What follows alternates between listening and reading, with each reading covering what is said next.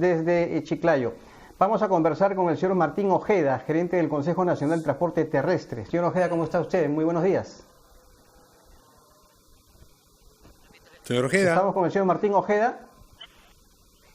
Sí. Señor Ojeda, buenos días. Buenos días, ¿qué tal? ¿Cómo está? A sus órdenes. ¿Cómo está, señor Ojeda?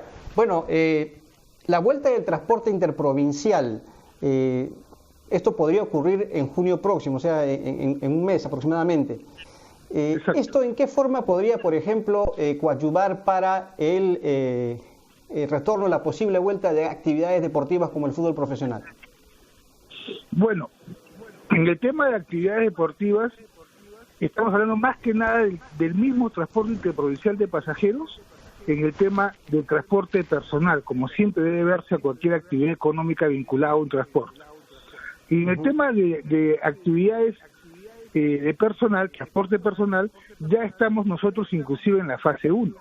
¿Por qué? Porque actividades como hidrocarburos, mineras, agropecuarias, ya están coordinando con nosotros para el transporte de su personal. Inclusive, en el decreto Supremo 068, que estableció el transporte de mineras, ya se ha venido realizando hace 2 semanas. Ya hay un protocolo que va a ser tal vez la base del protocolo que ya hemos trabajado con el Ministerio. El protocolo tiene que ver básicamente en tres fases para que la gente la pueda entender. Antes del embarque, durante el embarque y en la llegada en el desembarque del vehículo. Estos protocolos no estamos inventando la pólvora, porque estos protocolos ya están aprobados en el tema de transporte de carreteras a nivel mundial. La IRU, que es el gremio con el cual coordinamos, que es el gremio europeo, y la CIT, que es el gremio de países latinoamericanos, donde inclusive, como sabrás, en México las actividades no han sido tan restringidas como en algunos países como Perú. Y en la primera fase es establecer básicamente la protección de la infraestructura, terminal terrestre, y el conductor. En segunda fase es la protección al usuario, que es lo principal. En esos temas tienes que tener mucho cuidado que solamente ingresa al terminal o al área donde se va a hacer el embarque las personas que van a viajar. Lamentablemente esa costumbre que teníamos de ir, despedir, no puede darse hasta que esta situación se solucione en el más pronto plazo posible. Sí, Segundo, sí. Sí, te escucho. No, siga, por favor. Segundo, que las personas que van a asistir al bus tengan todos los requisitos que establece la política país en el tema de cuidados. En este caso, el tema de sus guantes y sus mascarillas. En segundo lugar, que el conductor, tal como se viene haciendo en los protocolos actualmente, el conductor debe ser el último que suba al vehículo, que no exista una relación directa con los pasajeros, salvo cuando suba a la cabina, la cual tiene que estar debidamente aislada. Generalmente los buses de piso y medio, 2 pisos, ya las cabinas están aisladas. En los casos de ómnibus de un piso, que tiene que respetar el aislamiento, lamentablemente se restringe una fila de asientos. Ahora, esta situación también tiene que ser con la desinfección lógica del bus. Los buses tienen que desinfectarse antes de salir y cuando llega, para así evitar en el segundo turno cualquier problema de contagio de los pasajeros. Los pasajeros solamente en el caso que sean menores de edad y discapacitados podrán tener el apoyo de una persona mayor, porque lo que se tiene que establecer es el aforo de la infraestructura. En el caso que hemos llegado a un acuerdo, como estamos estudiando la aprobación de MINSA, que ese aforo debe ser el 50% del aforo que señala el certificado de defensa civil. Asimismo, señor al Ojeda, momento que... señor Ojeda, te escucho. Muchas gracias por estos datos y por hacernos saber que están preparando ustedes su entrada en funciones. Pero hay un tema sobre el que usted ha venido insistiendo a lo largo de los años. Las empresas transportistas que usted representa son una minoría de las que trabajan en el Perú y la mayoría son informales. Y usted ha dicho que la informalidad de estas empresas está apañada por la corrupción. Entonces lo que queremos saber es, una vez habiendo tomado nota de todo lo positivo que van a hacer ustedes, la minoría formal, es cómo hacemos para evitar que el transporte terrestre en el Perú esté en manos de mafias. Mira, esto es una pregunta que creo que es la pregunta clave del día de hoy.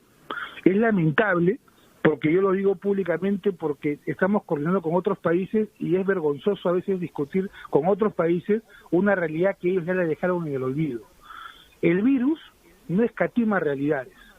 El virus no escatima sociedades. El virus solamente entra, combate y destruye.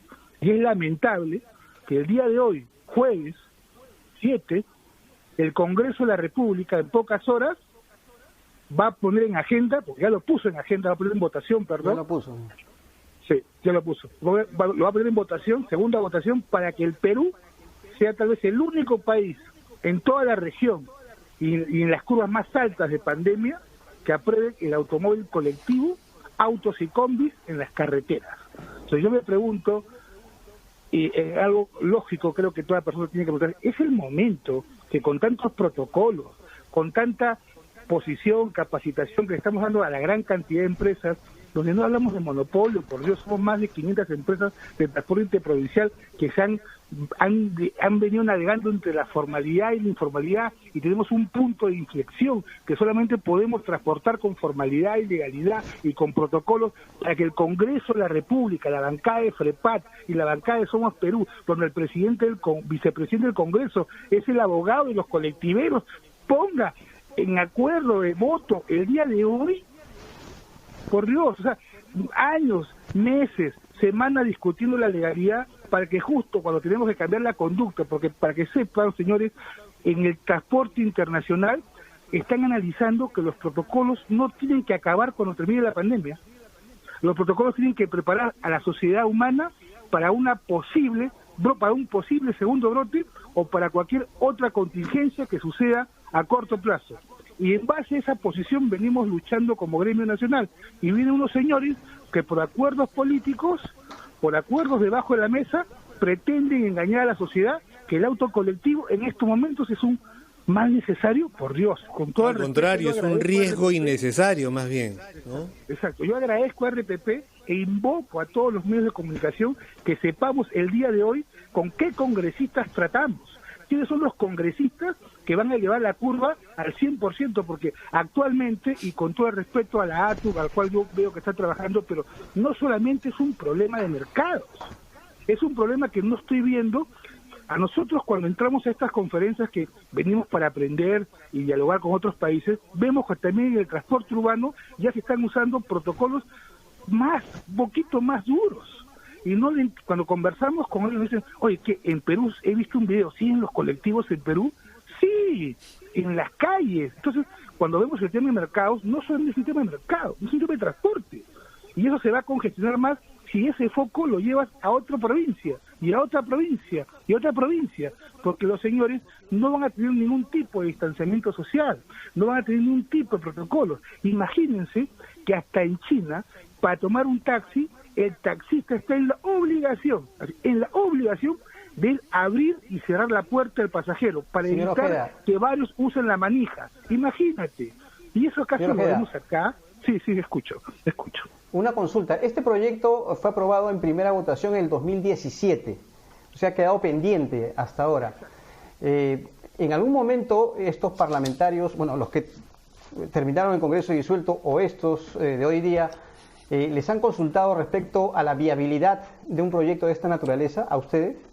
En lo absoluto. E inclusive hemos tenido la paciencia, porque es nuestra obligación, de escuchar la última reunión de la Comisión de Transporte donde participó el ministro Carlos Lozada, y el ministro les ha dicho que por política país esto no procede.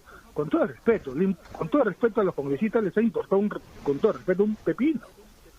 Porque si en este momento yo tengo mi familia y veo una familia embarcando un poco de criterio, un poco de lógica, y ellos, a pesar, les comento que estos proyectos tienen la observación del Ministerio de Transporte, tienen la observación de la SUTRAM, tienen la oposición de Transitemo, si no me equivoco, de la Católica, tiene la oposición del gremio, pero tiene el punto a favor de una regional. Y solamente con esa posición técnica de una regional, se han tumbado todos los presupuestos técnicos establecidos.